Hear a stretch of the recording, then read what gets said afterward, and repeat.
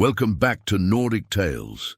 Before we dive into today's incredible story of fate, courage, and divine intervention, please take a moment to hit that like button if you enjoy these mythological adventures. Don't forget to subscribe to our channel for more Viking legends and drop a comment below telling us where in the world you're watching from. I love hearing from our global community of mythology enthusiasts. Now, let's journey back to the age of the Vikings, where the line between mortal realm and divine will was as thin as morning mist. The acrid smell of burning thatch filled the morning air as Thorvald guided his longship through the narrow inlet. Smoke columns rose like dark prayers against the pale sky, their shadows dancing across the choppy waters of the fjord. His weathered hands gripped the steering oar tighter as the devastation came into view. Another coastal settlement consumed by flames, its wooden structures collapsing into glowing embers. "By Odin's ravens," muttered Orm, his longtime companion, pointing toward the shoreline where scattered figures moved frantically among the burning buildings. "We're too late to help with the fire, but perhaps we can aid the survivors." Thorvald nodded grimly.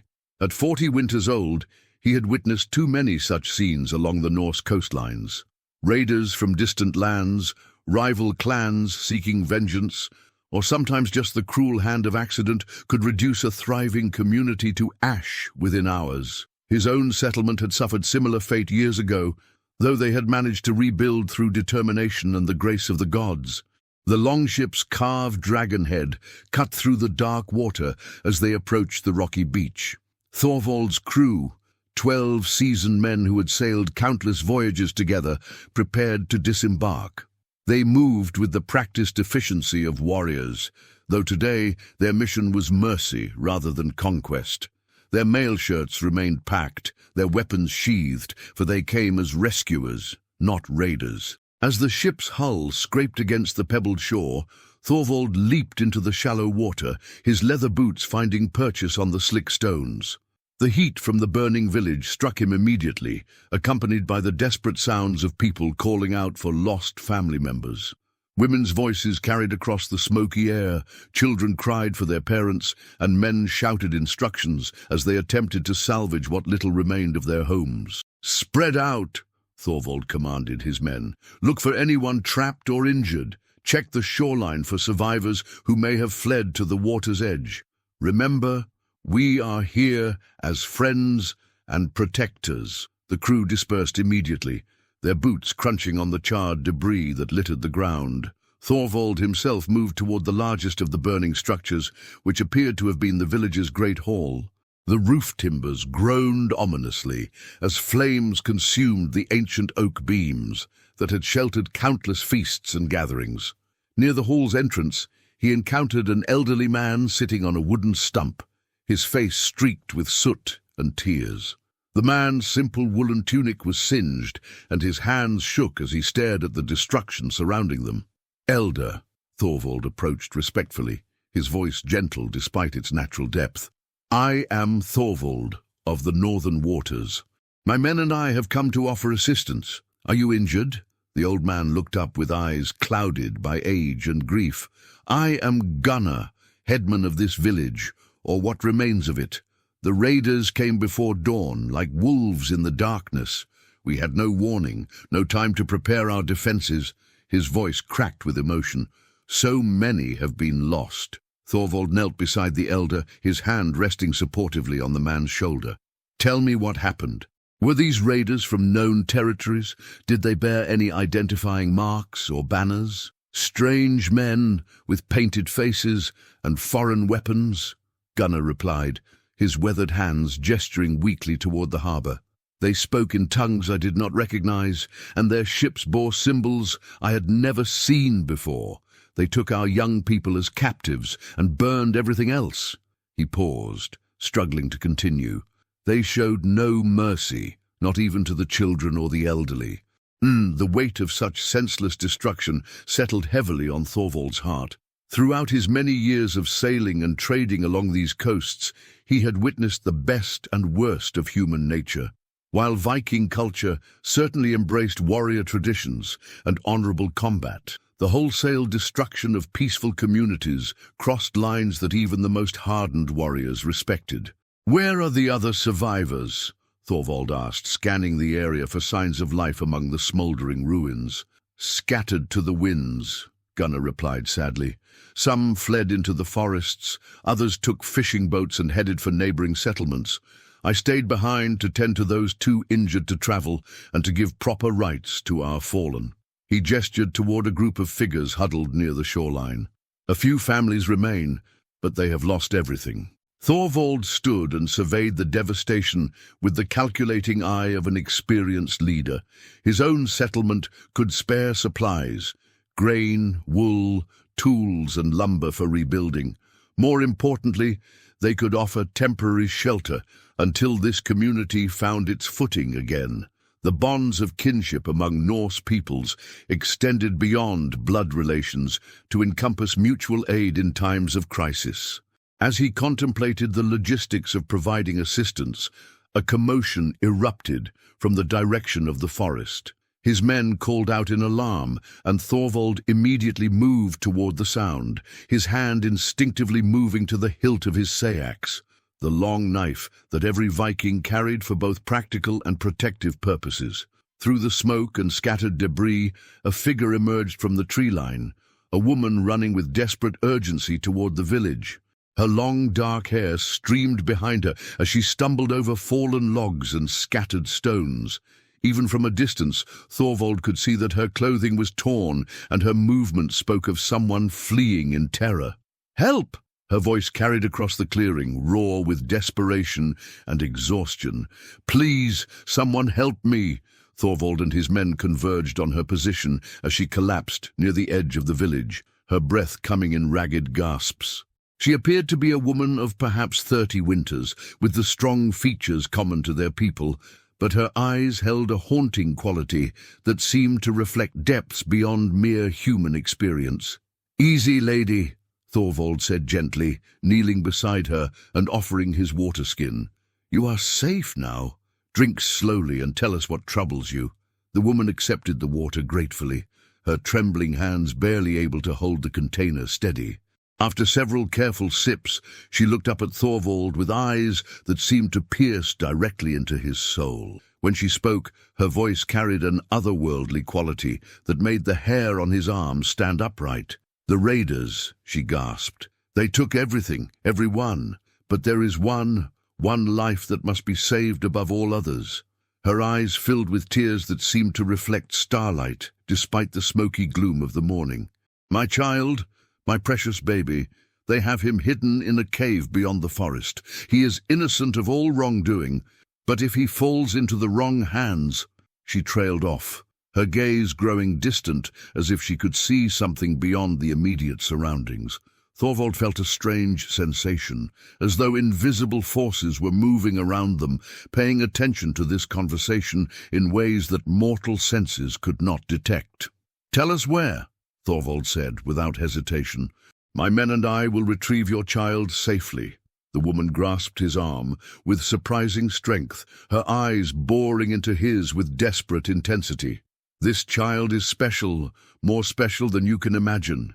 His life will shape the fate of gods and mortals alike. Promise me you will protect him no matter what revelation may come." Something in her tone gave Thorvald pause. The Norse people understood well that the world contained mysteries beyond common understanding, and that the gods often worked through seemingly ordinary events.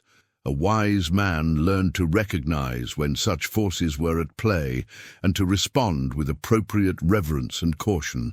"I give you my oath," he replied solemnly, his hand moving to the small hammer pendant that hung around his neck, a symbol of Thor's protection and a Viking's most sacred binding. "By my honor and by the gods who watch over us, I will see your child safely delivered from harm." The woman's relief was visible, but her expression remained urgent. "The cave lies 3 miles north through the forest, marked by twin oak trees that have grown together like lovers' arms. Inside, you will find a basket woven from reeds, and within that basket—" She paused again, her voice dropping to barely above a whisper. Within that basket lies a child whose destiny is intertwined with the very foundations of our world. Thorvald felt a chill that had nothing to do with the morning air. The woman's words carried the weight of prophecy, and every instinct developed through decades of navigating both physical seas and the more treacherous waters of fate told him that this was no ordinary rescue mission. "Orm!" he called to his second-in-command. "Gather 4 of our best men. We venture into the forest on a mission of great importance." He turned back to the mysterious woman. "And you, lady, will you come with us to guide the way?" She shook her head slowly, and as she did so, her form seemed to shimmer slightly in the smoke-hazed air. "I cannot venture further from this place. The boundaries that govern my existence are complicated, but you will find the way. The path will reveal itself to those who seek to preserve innocent life." With those cryptic words, she rose to her feet with fluid grace that seemed almost supernatural. Her torn clothing appeared somehow more elegant than it had moments before, and her bearing carried a dignity that spoke of noble, perhaps even divine lineage. "Go swiftly," she urged, her voice now carrying harmonics that seemed to resonate in Thorvald's chest. "Time grows short, and there are others who would claim this child for purposes far darker than protection. The fate of Asgard itself may hang in the balance." As she spoke the name of the god's realm, thunder rumbled overhead despite the clear sky, and every man present felt the weight of destiny settling upon their shoulders like an invisible cloak. Thorvald nodded once, his jaw set with determination, then turned toward the forest with his selected companions following close behind. The mysterious woman watched them go, her eyes reflecting knowledge of events yet to unfold. And as the morning sun climbed higher, her figure seemed to fade gradually until only empty air remained where she had stood. The forest closed around Thorvald and his companions like the embrace of ancient gods.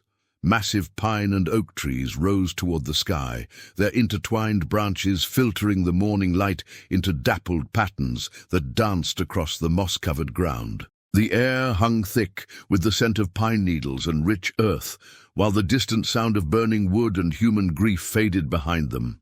Orm walked beside his captain, his experienced eyes scanning the terrain for potential dangers. Behind them followed 3 of their most trusted crew members. Leif, the far traveler, whose sharp eyes had spotted distant shores across countless voyages. Magnus Ironarm, whose strength had saved them from more perils than any could count. And young Hakon, whose quick wit and lighter step made him invaluable for scouting unknown territories. The woman spoke strangely, Orm murmured, as they navigated around a fallen log thick as a man's waist. Her words carried weight beyond their surface meaning. "Have you considered that this child we seek may be more than an ordinary survivor of the raid?" Thorvald nodded thoughtfully, his gaze fixed on the path ahead. Throughout his years of leadership, he had learned to trust not only his tactical instincts, but also the subtle feelings that arose when supernatural forces moved through the mortal world. The encounter with the mysterious woman had left him with a profound sense that they were walking directly into the web of fate itself. "I have considered it," he replied quietly. "But whether this child be the son of a simple farmer or the offspring of the gods themselves, the oath I gave remains sacred. We protect the innocent and preserve life wherever possible.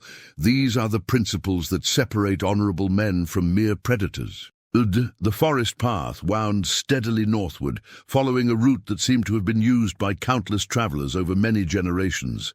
Ancient stones marked occasional turns, worn smooth by weather and time, their surfaces carved with runes so old that even Thorvald's educated eye could not decipher their meaning. The very air seemed to thrum with an energy that made their hair stand slightly on end and caused their metal weapons to emit faint humming sounds.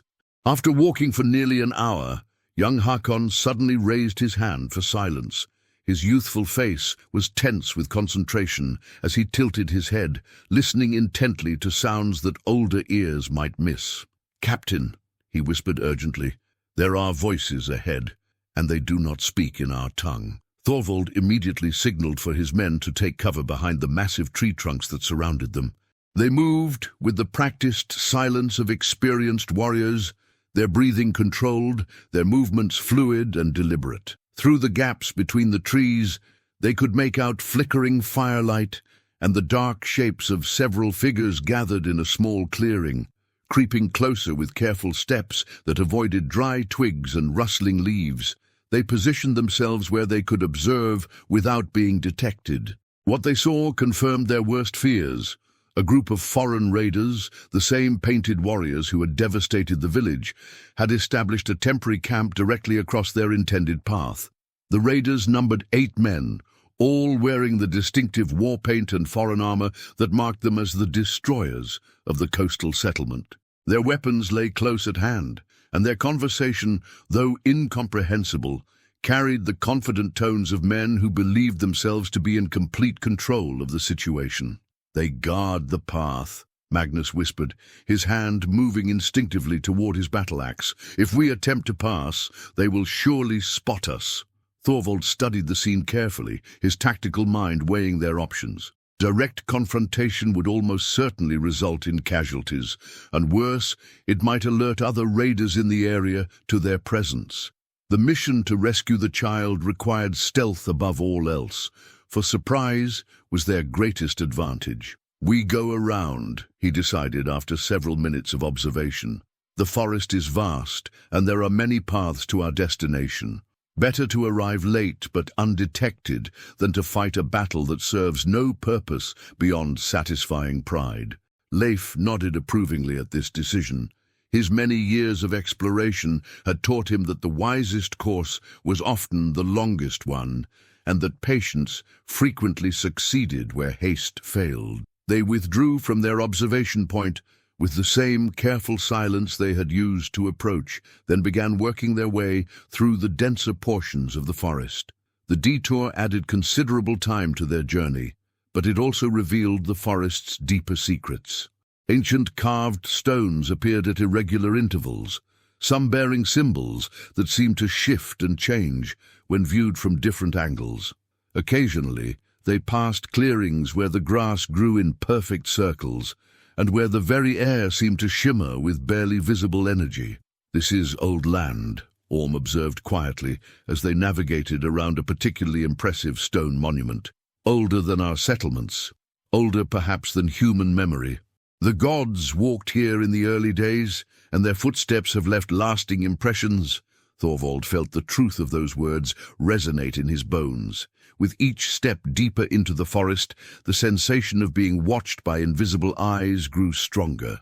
Not malevolent observation, but rather the attention of beings whose existence operated on scales far grander than mortal concerns. It was as though they walked through a cathedral dedicated to powers beyond human understanding. The sound of running water reached their ears, and soon they discovered a clear stream flowing over smooth stones toward the distant sea. The water ran so pure and bright that it seemed almost luminous, and when Håkon knelt to drink, he gasped in surprise. "The water tastes like starlight," he said wonderingly, his young face bright with amazement. "I have never experienced anything like it." Each man drank from the stream, and each found his fatigue washing away as though he had rested for hours instead of walking steadily through challenging terrain. More importantly, as they continued their journey after crossing the stream, they found their sense of direction becoming supernaturally accurate, as though the water had attuned them to the hidden currents of the land itself. Within another hour of walking, they spotted their destination, 2 massive oak trees that had indeed grown together in an embrace so perfect it seemed sculpted by divine hands.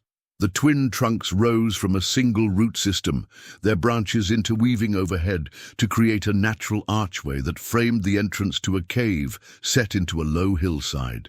"The woman spoke truly," Thorvald murmured, his voice filled with awe at the sight. "But look there, we are not the first to find this place." Fresh footprints in the soft earth around the cave entrance told a concerning story. At least 3 sets of boots had approached the cave within recent hours, and scattered disturbed vegetation suggested that whoever had come here had not departed peacefully. Orm drew his sayak slowly, his weathered face grim with determination. "If raiders have found the child first, then we shall take him back," Thorvald finished firmly. "But first, we must know what we face inside."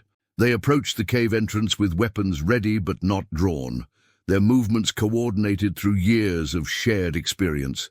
The opening was larger than it had appeared from a distance, easily wide enough for two men to walk abreast, and the interior disappeared into darkness that their eyes could not penetrate. Strange sounds emanated from within, not the voices of men, but rather a low humming that seemed to come from the stone itself. Light flickered deeper in the cave, but it was not the warm orange glow of torches. Instead, it held a blue-white quality that reminded Thorvald of lightning captured in crystal. "Stay close," he instructed his companions. "Keep your wits about you, and remember that we seek to preserve life, not take it. Whatever we encounter in this place, we respond with wisdom before we respond with steel." The cave floor was smooth beneath their feet, worn by countless years of water flow and foot traffic. As they moved deeper into the earth, the humming sound grew stronger, and the strange light ahead became brighter and more defined. The very air seemed to thicken around them, carrying scents of storms and starlight that had no place in an underground cavern. Rounding a bend in the passage, they emerged into a natural chamber that defied all expectation. The walls were covered with crystalline formations that pulsed with internal light, and the ceiling disappeared into shadows so deep they seemed to contain the darkness of space itself. At the center of the chamber, sitting on a raised stone platform, was a woven reed basket exactly as the mysterious woman had described. But they were not alone in the chamber. 3 figures stood around the basket, not the painted raiders they had expected, but beings whose appearance made every instinct scream warnings of supernatural encounter. Tall and ethereal, with features that seemed to shift between human and something far more ancient, they wore robes that appeared to be cut from captured moonlight. The figures turned toward the approaching Vikings with movements that flowed like water, their eyes reflecting depths that contained the wisdom of ages. When they spoke, their voices harmonized in ways that human throats could never achieve. "Mortals who walk the hidden paths," one of them intoned, "why do you disturb this sacred place? What brings warriors into the realm of prophecy and fate?" Thorvald stepped forward, his hand resting on his weapon but not drawing it. Every fiber of his being recognized that these were not enemies to be fought with steel, but rather powers that demanded respect and careful negotiation. "We come seeking a child," he replied steadily, his voice carrying the authority earned through decades of leadership. "An innocent life that we have sworn to protect.